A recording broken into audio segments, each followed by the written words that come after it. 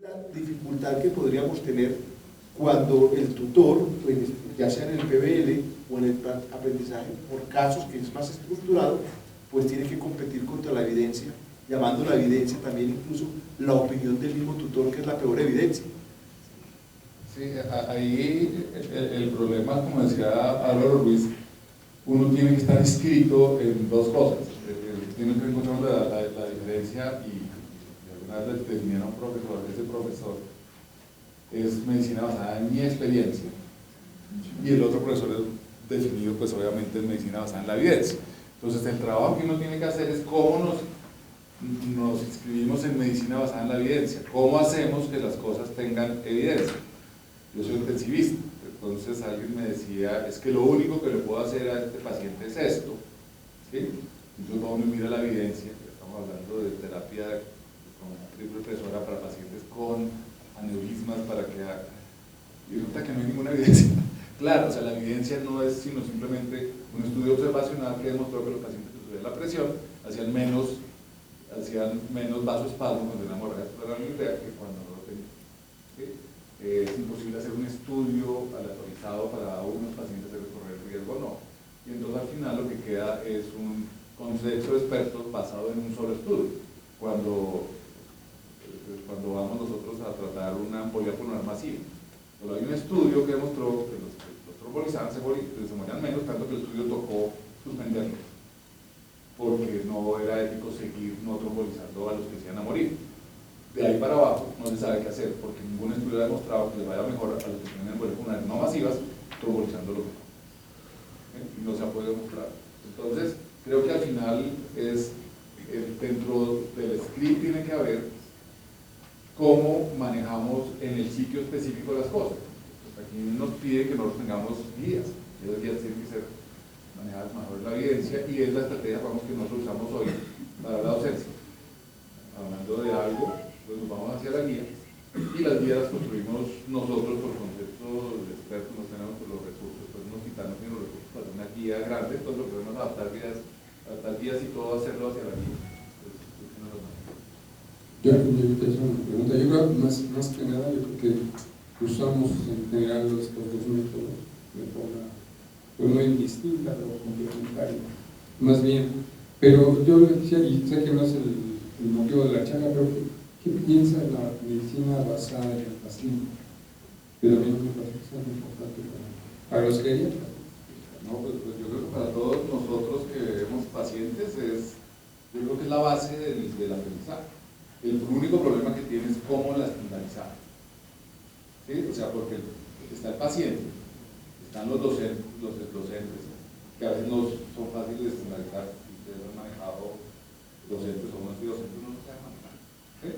Entonces, lograr el compromiso de que el docente piense, logre llevar el mismo mensaje. ¿Sí? Entonces, nosotros hemos intentado todo. Que sea un solo docente para que los estudiantes sean homogéneos. Entonces pierde las características del otro docente. Hay docentes que la mayor parte de su práctica es netamente medicina basada en su experiencia. Y es muy difícil a esta persona hacerlo entrar en medicina basada en la evidencia 100%. Entonces lo que hace uno al final, si uno está organizando ese currículo, lo pone en las cosas que de pronto requieran habilidad manual, y que todos sabemos que si una persona, por ejemplo, neumológico tiene un derrame pleural, todos sabemos que el derrame es unilateral y no tiene falla cardíaca, tiene que ser estudiado. ¿Sí? Entonces, simplemente a esa persona lo podemos enseñar. Pero, ¿por qué? Porque hay unas cosas que están ya establecidas desde los 50 que no aguantan hoy, la evidencia se obtuvo en los 50 y no es una evidencia nueva. ¿Sí? Pero si por el contrario estamos utilizando un método moderno de evaluar de eficiencia cognitiva en los cuales hay dos o tres teorías y otras cosas, toca bajar la evidencia y ver el estudio de 100.000 ancianos de este sitio y 100.000 ancianos del otro lado, ¿sí? Y ver cuál es el mejor método para poder establecer, porque si en base en eso voy a tomar una decisión de qué ancianos si tienen cáncer los voy a tratar. ¿Sí? Entonces el estudiante y los profesores sí están muy de acuerdo, porque es que mirar si estamos mirando de biológica, neurológica, sobre eso. ¿Sí? ¿sí? Pero al final uno lo que resuelve es a quién le va a dar la responsabilidad, si de pronto es la responsabilidad del coordinador del curso o del que está haciendo y mirar qué competencias tiene, alejarlo un poquito de si hay una parte del currículo que tiene competencias maestrales, ponerlo que las competencias maestrales, pero al lado del paciente es donde más se aprende todo, ¿no? El problema nuestro es definir si estamos formando residentes que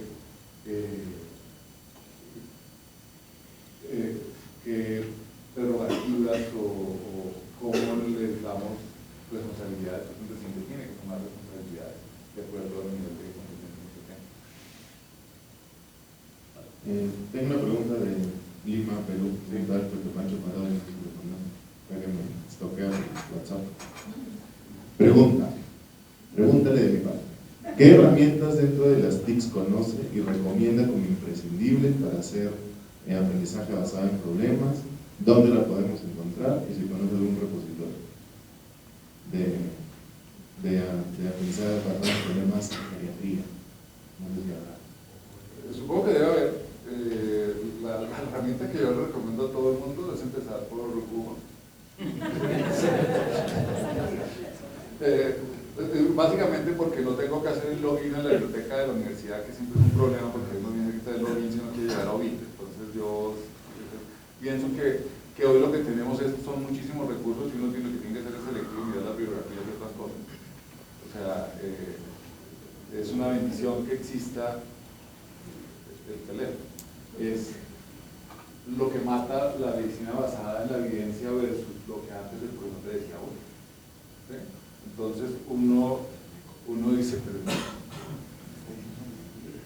lo que está diciendo no es cierto, pero uno no está 100% seguro de que no es cierto. En 2 segundos el estudiante, o sea, es lo que me preguntaba Álvaro, lo que decía al comienzo, o sea, no tiene que tener la necesidad de aprender, y aquí es una tecnología, estamos hablando de técnicas pedagógicas.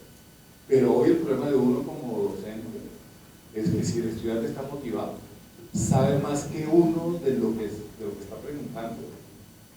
A mí me tocaba leerme en New England los manuales de medicina interna que llegaban por correo con 3 meses 3 o 4 meses, y yo me lo leía antes del profesor Cosilano.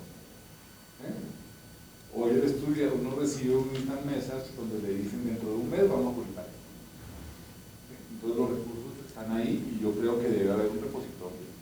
Y si no lo hay, pues lo creamos. O sea, porque es facilísimo crear un grupo de Facebook o un grupo de Instagram o pues está de moda en la política tuitear las decisiones de todo el mundo, pero puede hacer lo mismo de tal manera que se entere de lo que está sucediendo casi de manera inmediata en educación y en mil otras cosas en un área.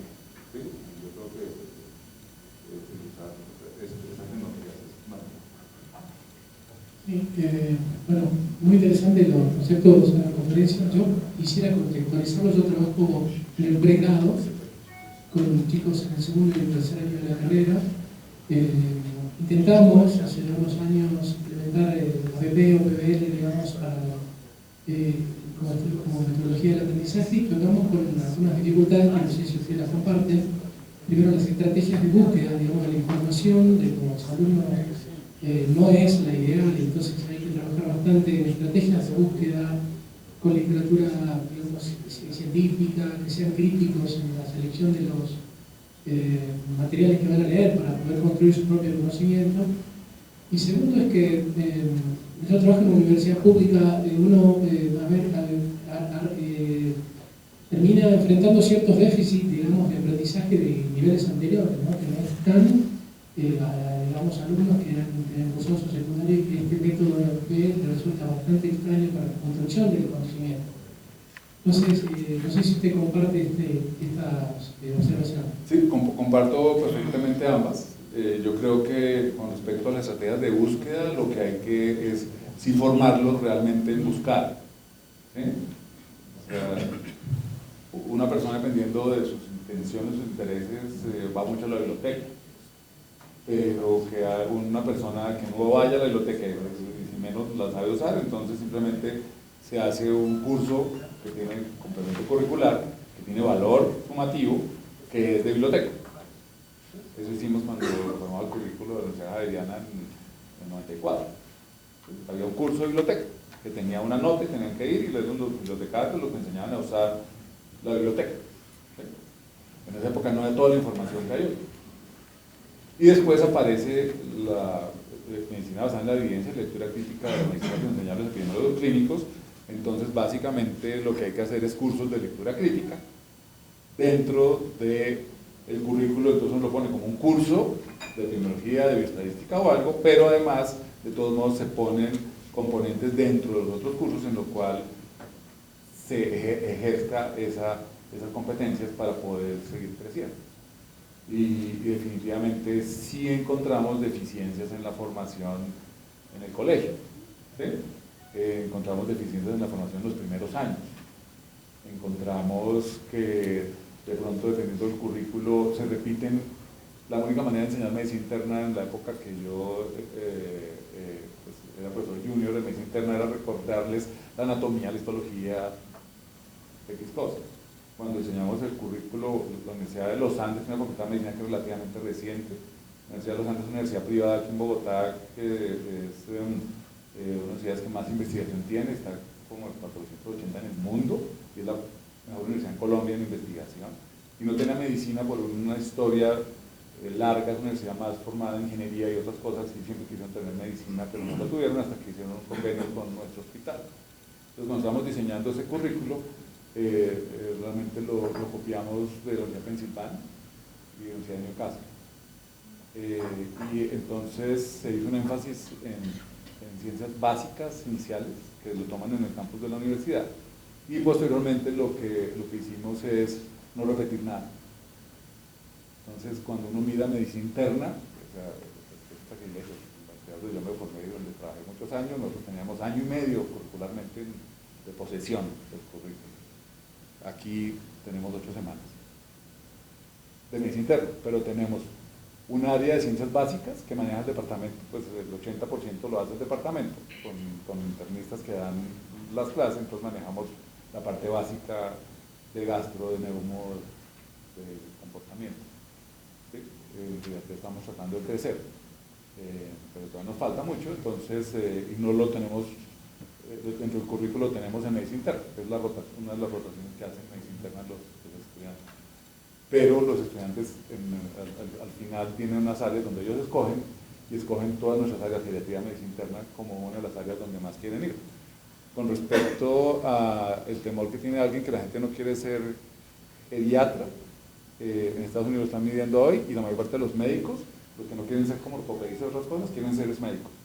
No quieren ser neumólogos, no quieren ser cardiólogos, no quieren ser, porque gasta como demasiado tiempo. Entonces quieren ser médicos primarios, porque además lo están pagando un poquito mejor, y hospitalistas, pero generalistas. De hecho, los neumólogos estamos preocupados porque la gente no quiere ser intensivista en Estados Unidos, básicamente porque gastan